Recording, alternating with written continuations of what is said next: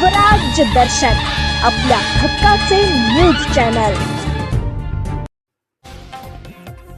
गटारावरील लोखंडी प्लेट्स मोडकळीस, अपघाताचा धोका, ग्रामपंचायतीचे दुर्लक्ष।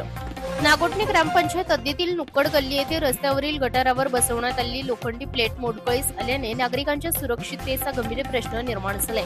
या ठिकाणी कधीही अपघात होण्याची शक्यता व्यक्त केली जाते। स्थानिक नागरिकांनी संबंधित समस्येबाबत नागोठणे ग्रामपंचायत यांना अनेक वेळा तोंडी सूचना दिल्या आहेत। तसेच नागोठणे ग्रामपंचायतीचे ग्रामसेवक राकेश टेमघरे यांनाही वारंवार कळवण्यात आले असूनही अद्याप नागोठणे ग्रामपंचायत यांनी कोणतीही ठोस दखल घेण्यात आलेली नाही, अशी तक्रार नागरिकांनी केली आहे। या गटावरील प्लेट्स पूर्णपणे अक्षम झाली असल्याने पादचारी आणि दुचाकीस्वार तसेच लहान मुलांसाठी धोका वाढला आहे। रात्रीच्या वेळी अपघाताची शक्यता आहे, असे नागरिकांचे म्हणणे आहे।